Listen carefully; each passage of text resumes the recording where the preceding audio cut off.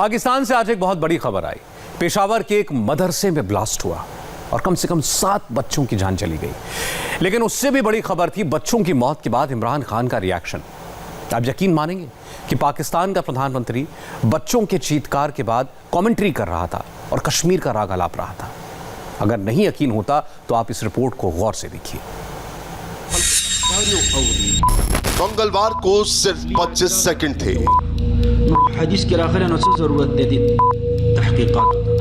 इस पाकिस्तानी मौलाना और पेशावर के मदरसे में मौजूद बच्चों और लोगों के लिए, क्योंकि 26वें सेकंड में मौत दस्तक देने वाली थी।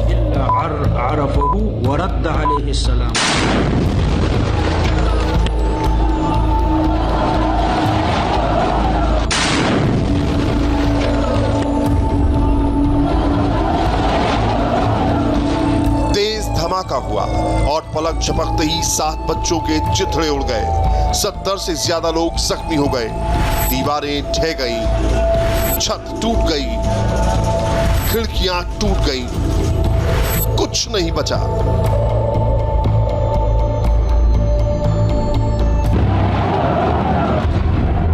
5 से 6 किलो हाई एक्सप्लोजिव यूज हुए।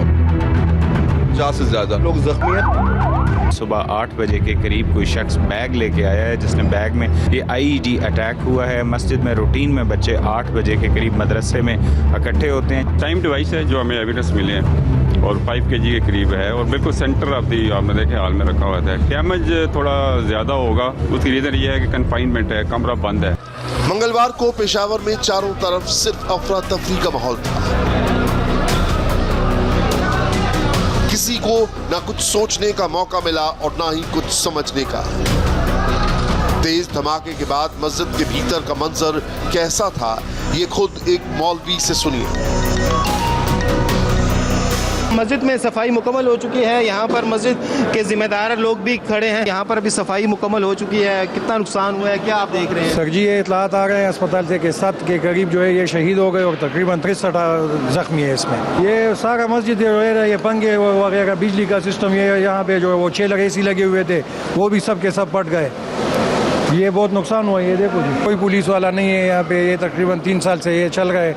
3 साल में 3 दिन भी किसी मोबाइल या किसी पुलिस वालों ने यहाँ पे कोई जो है ना ड्यूटी नहीं दी है। यहाँ पर सफाई कर ली गई है और ऊपर भी जो है छत जो है, आप छत से भी देख सकते हैं, छत तक जो है तो ये बॉल बेयरिंग जो है लगे हैं और उनको छत को भी काफ़ी नुकसान पहुँचा है। वहाँ पर काफ़ी सुराख नज़र आ रही।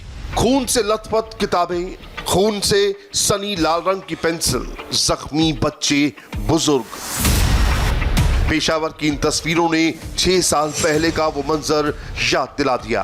2014 में भी पेशावर के आर्मी पब्लिक स्कूल पर बड़ा आतंकी हमला हुआ था। करीब 150 जानें गई थीं। उस वक्त भी मरने वाले ज्यादातर बच्चे ही थे और इस बार भी 7 बच्चों की मौत हुई है।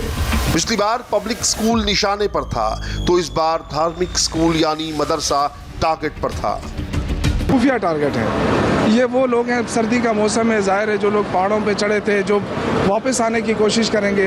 लग रहा है कि वो तमाम कुव्वतें दोबारा सरगर्म हो रही हैं जो इस खित्ते में अमन नहीं चाहती। एक बहुत बड़ा मदरसा है, इसमें पूरे सूबे के बच्चे यहाँ के पढ़ते हैं। भी कहा जा रहा है कि 2 धमाके हुए हैं एट ए टाइम।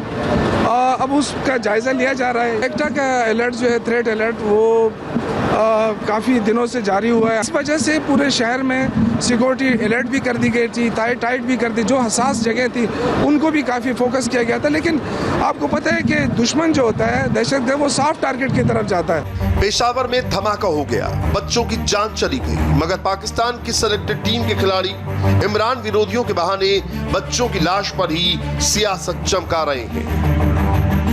उन्हीं में से एक है इमरान के करीबी और मुंहफट रेल मंत्री शेख रशीद। आप भी सुनिए उनकी ये बात। इमरान के 11 विरोधियों का गठबंधन अब तक 3 रैलियां कर चुका है। गुजरावाला और कराची के बाद 25 अक्टूबर यानी रविवार को क्वेटा में तीसरी रैली हुई थी और वहां भी रैली वाली जगह के बिल्कुल पास धमाका हुआ था। मरियम और बिलावल की पीडीएम की चौथी रैली का लोकेशन यही पेशावर है और तारीख है 22 नवंबर।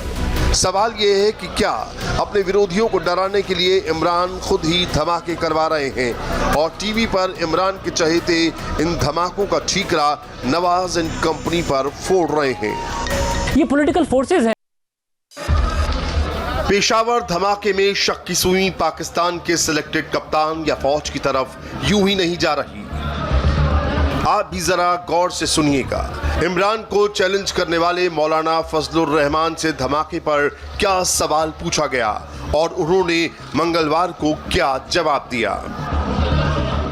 मौलाना साहब, आप ये बताइएगा कि पीडीएम की जानिब से जो एहतजाज का आगाज़ किया गया, उस दौरान वफाक वज़ीर शेख रशीद मुख्तलिफ किस्म की बातें करते थे। उन्होंने कहा कि झाड़ू करेगा, हालात ख़राब होंगे। अब पेशावर में बम धमाका भी हो गया है, तो आप क्या इसको कोई साजिश समझते हैं? क्या सूरत हाल है? तो जो लोग इस किस्म की पेशन गोइयाँ करते हैं, पहले तो सबकी नज़र उनकी तरफ जाएगी कि कहाँ से उन्होंने पेशन गोई की, क्यों की, और फिर वो हुकूमत का वज़ीर हो और ये जिम्मेदारी हुकूमत की हो कि उनकी इंटेलिजेंस जो है उसको इतनी बेदार हो कि वो ऐसी सूरत हाल पे काबू रख सकें। तो ये सारी सूरत हाल वो अपनी कमज़ोरी का इजहार क्यों कर रहे हैं?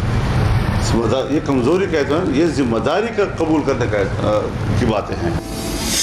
इन बयानों के आधार पर पेशावर धमाकों की क्रोनोलॉजी समझें तो पहले इमरान का कैबिनेट मंत्री शेख रशीद हालात खराब होने की बात कहता है, कुछ बड़ा होने का इशारा करता है, और उसके बाद पहले क्वेटा और फिर पेशावर में धमाका हो जाता है। तो क्या इमरान खान अपनी आवाम की जान के सहारे पीएम की कुर्सी बचा रहे हैं? उनके विरोधी तो कुछ ऐसा ही इशारा कर रहे हैं।